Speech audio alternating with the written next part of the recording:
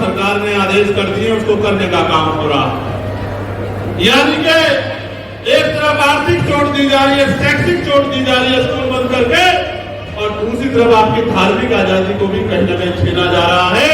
और बोध गया के लिए भी अगर किसी ने आवाज उठाई थी तो वो भी आपका अकेला सांसद चंद्रशेखर आजाद था, जिसने पार्लियामेंट में बोध गया के लिए आवाज उठाने का काम किया।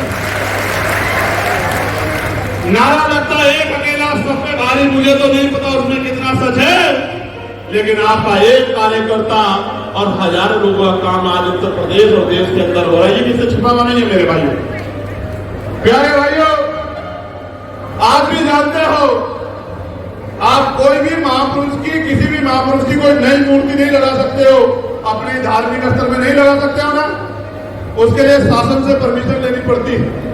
और अगर आप कोई नई जगह पे अगर कार्यक्रम करना चाहो महापुरुषों के लिए, तो वो भी आप नहीं कर सकते हो, क्योंकि उसकी परमिशन भी नहीं दी जाती है। नहीं दी जाती है, नहीं दी जाती है ना। तो आपकी धार्मिक आस्था, इसका मतलब उनकी नजरों में शून्य, शून्य। प्यारे भाइयों, स्कूल बंद किए जा रहे हैं, जो जमीनें दी गई थी पूर्ववर्ती सरकारों द्वारा, वो जमीनें आप पता करा के देख लो, सब जगह पे छीन जा रहे, पट्टे निरस्त किए जा रहे। जब भूमि अधिग्रहण पूंजीपतियों के लिए हो सकता है, हाईवे के लिए हो सकता है, तो schedule caste, schedule tribe, backward के लोगों के लिए भूमि अधिग्रहण सरकार क्यों नहीं कर सकती? जिन पर जमीन, जिनको जमीन क्यों नहीं दे सकती? इसका क्या जवाब है सरकार के पास? जिनमें रहने योग्य घर की भूमि नहीं है, उनको शहरों में, ग्रामीण क्षेत्रों में योजना बना के क्यों जो है नहीं दिया जा सकता? इसका क्या जवाब है सरकार के पास? प्यारे भाइयों, निजीकरण किया जा रहा है, निजीकरण करके सरकारी नौकरियों खत्म किया जा रहा है। ये बातें मैंने आपको इसलिए बताई प्यारे भाइयों, जो असल पीड़ा है वो ये है, जिसमें हो सकता है आने वाली पीढ़ियां वर्तमान में मेरे बारे में क्या सोचे। इस समाज के अधिकारी कर्मचारियों ने, सबने नहीं, हमारे यहाँ विजन 78 के साथी हैं और अन्य संगठन भी अपने अपनी जगह पर काम कर रहे हैं।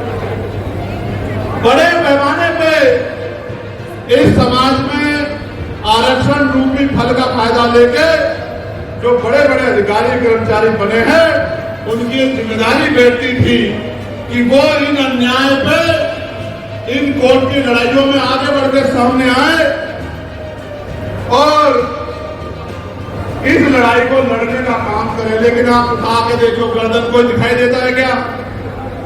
अगर आज किसी पे नारायण गुरु हो, सब एक ही बात कह के गए कि एक रोटी कम खाना मगर अपने बच्चों को जरूर बना रहे। और आज मैं आपको कह रहा हूं, बर्तन बेच देना, फोन बेच देना, मकान बेच देना, लेकिन अपने बच्चों की पढ़ाई में कोई कमी मत छोड़ना। अगर इज्जत की जिंदगी के लिए मेरे भाई याद है, ये भी इस बात बता के कह रहा हूं, जब अवसर मिलेगा तो 2000 रुपए नहीं दूंगा आप लोगों को भत्ते के नाम पे, बेरोजगारी भत्ते के।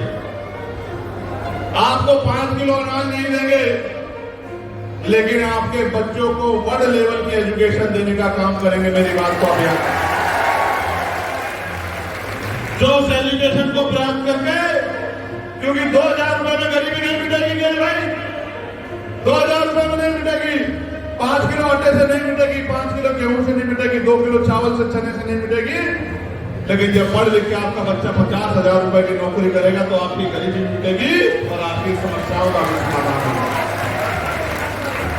प्यारे भाइयों, बीच में ये पानी वानी लाके डिस्टर्ब मत करो। मैं तो उन लोगों का नेता हूं जो खेत में सुबह से काम करना शुरू करते हैं और जितनी बड़ी आपकी पानी की बोतल है, इससे 2 गुना पसीना उनके बदन से निकलता है, तब जाकर उनको रोटी मिलती है। मैं तो उनका नेता, मैं तो उनका नेता हूं खोड़ा में जो गंदा पानी पीने के लिए मजबूर है। कल आपने देखा होगा, मैं उनके आंदोलन में गया था।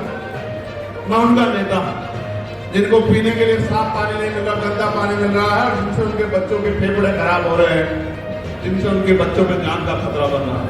मैं तो उनका नेता। चला SIR को लेकर एक बड़ा विरोध हुआ। इस वजह से कई मुद्दे में सदन के पटल में नहीं उठा पाया, लेकिन मैंने घंटे घंटे भर तख्ती लेके खड़ी धूप में मीडिया के माध्यम से, सोशल मीडिया के माध्यम से आपके मुद्दों को जगह देने का काम किया। मीडिया में चर्चा में जाकर जो सरकार को कमजोर करने का काम किया, सरकार को मजबूर करने का काम किया।